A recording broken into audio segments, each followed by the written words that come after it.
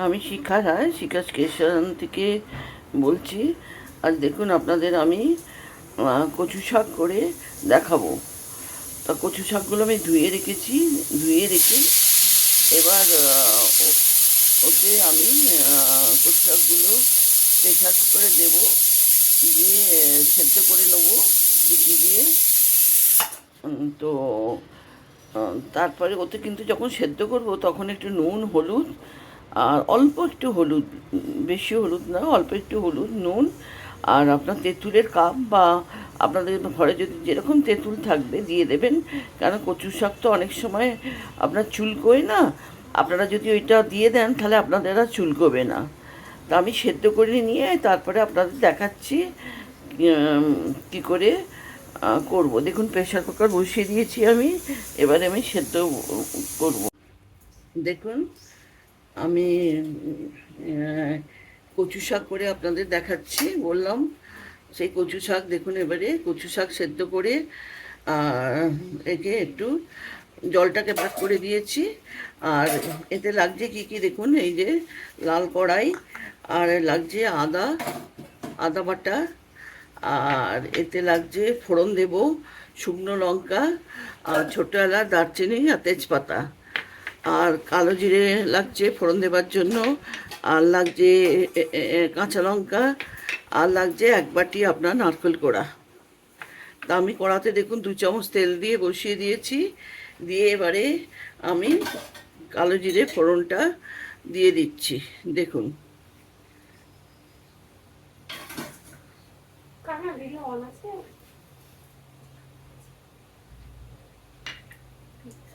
হ্যাঁ, দেখুন আমি দিয়ে দিলাম। দিয়ে এটা গরম হলে তারপর কি কি দেবো,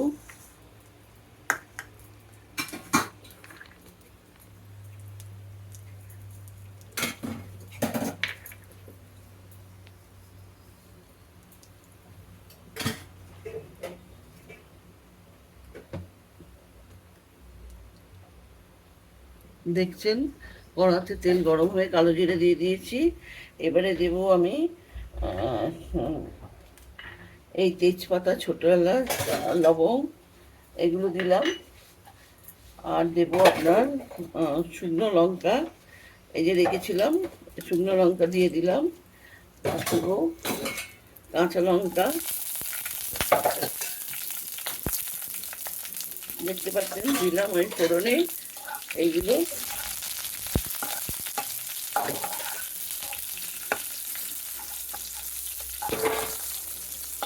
এগুলো ফোড়নে দিয়ে দিলাম। দিয়ে এবার আমি দেবো আপনার এই দেখুন আদা, আদা পেস্টটা দিয়ে দিচ্ছি।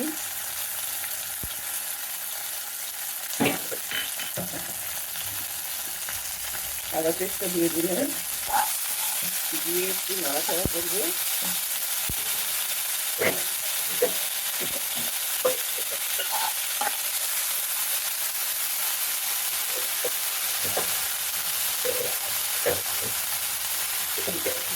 এবারে একটু দিয়ে দিচ্ছি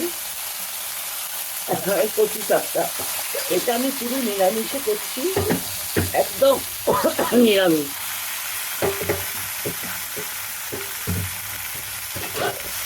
এতে পেঁয়াজ রসুন কিচ্ছু নেই, শুধু নিরামিষে এই রান্নাটা তৈরি হচ্ছে আমার।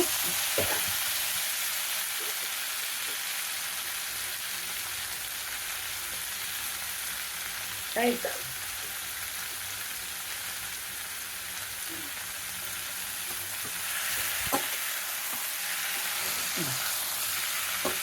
দেখুন এটাকে আমি ইয়ে করছি, নাড়ছি। এবার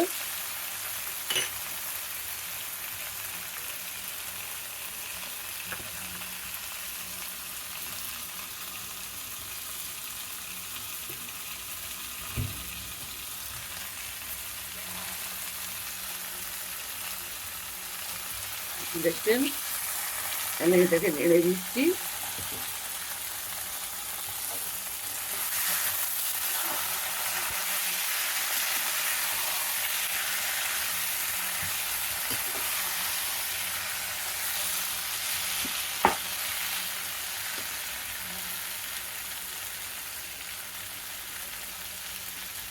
এতে একটু আপনার এই লাল চানা একটু দিয়ে দেবেন। লাল চানা দিলে আপনার খেতে খুব ভালো হয়। লাল চানাটা দিয়ে দেবেন। এটা আমি কচু শাকের সঙ্গেই সেদ্ধ করে নিয়েছিলাম, খানিকটা রেখেছিলাম আপনাদের দেখাবার জন্য যেতে কি এদিন দেয়া হলো। এটা এখন একটু আমি রাখবো। এতে নুন দেবো, মিষ্টি দেবো। এতে চিনিটা একটু নিরামিষ হলে চিনিটা একটু বেশি পড়ে। আপনি যদি পেঁয়াজ রসুন দিয়ে করতেও পারেন, এটা পেঁয়াজ রসুন দিয়ে যদি করেন তাহলে আপনার চিনিটা কম পড়ে, কিন্তু যেহেতু নিরামিষ সেহেতু আমি চিনিটা একটু বেশি দেবো। এই 2 চামচ চিনি দিলাম। যে যেরকম মিষ্টি খাবে সেরকম দিতে পারেন। আমি আর 1 চামচে দিয়ে দিচ্ছি। আপনারা যদি কম মিষ্টি খান কম দেবেন, বেশি মিষ্টি খান তো বেশি মিষ্টি দেবেন, এতে কোনো সমস্যা নেই। আর আমি দেব আপনার 1 চামচ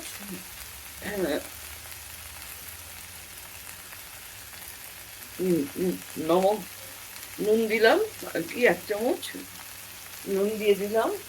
এতে কিন্তু আপনার হলুদ গুঁড়ো পড়ে না, এটা একটু দেখতে সাদা সাদাই হয় আপনার।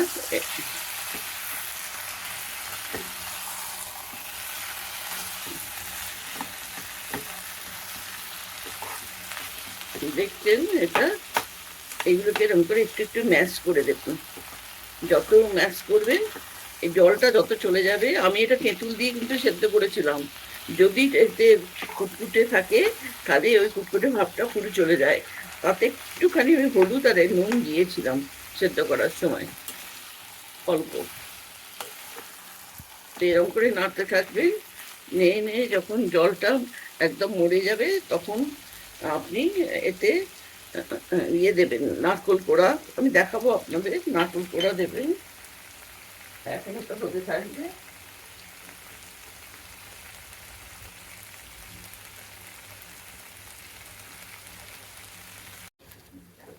দেখুন আমার এই যে করছিলাম এটা, দেখছেন জল শুকিয়ে গেছে প্রায়,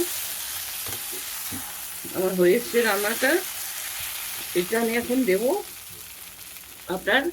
এই দেখুন এই যে বাটিতে রেখেছিলাম 1 বাটি নারকেল, এটা আমি এখন দিয়ে দেবো।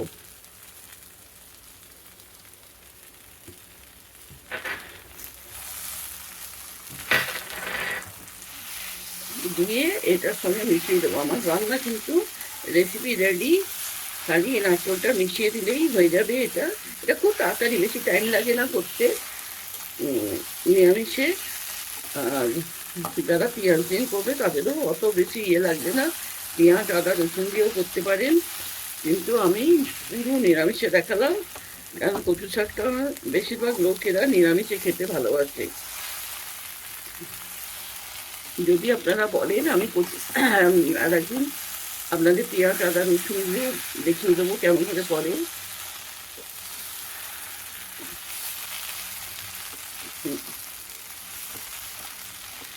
দেখুন এটাকে নেড়ে এর সঙ্গে মেশাতে হবে।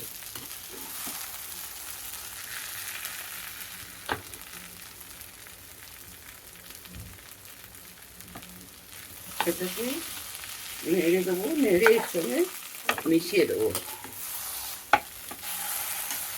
মিশিয়ে দিলাম। কারণ নারকোলকে বেশিক্ষণ না, আপনার যদি আপনি রান্না করবেন তাহলে নারকোলের টেস্টটা নষ্ট হয়ে যায়। সেই জন্য আমি যে কোনো জিনিসে যখনই নারকোল ফেলি তখন আমি লাস্টের দিকেই দিই, একটু জাস্ট নাড়াচাড়া করে দিলে ও নারকোলের টেস্টটা ভালো থাকে। তবে একটু নাড়াচাড়া করতে হয়, না নাড়াচাড়া একটু না করলে কাঁচা নারকোলের ইয়ে বেরোবে, গন্ধ বেরোবে।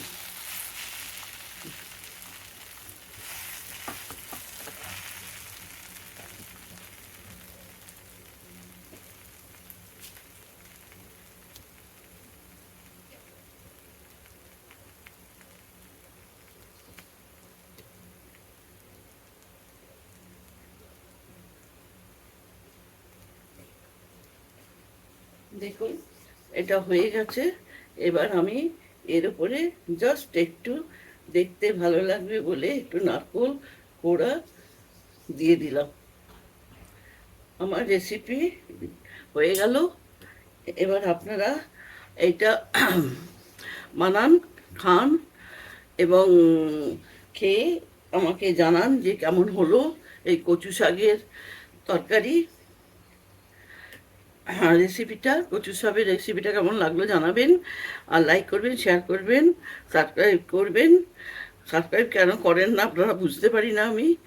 সাবস্ক্রাইব করতে তো কিছু লাগে না, পয়সাও লাগে না, কিছু না। সাবস্ক্রাইবটা করবেন আর শেয়ারও করবেন, আপনার বন্ধু বান্ধবদের দেখাবেন যে এরকম একটা রেসিপি বলে। হ্যাঁ, তো যাই হোক, আমি এত অনেক কথা বলে ফেললাম। বাই।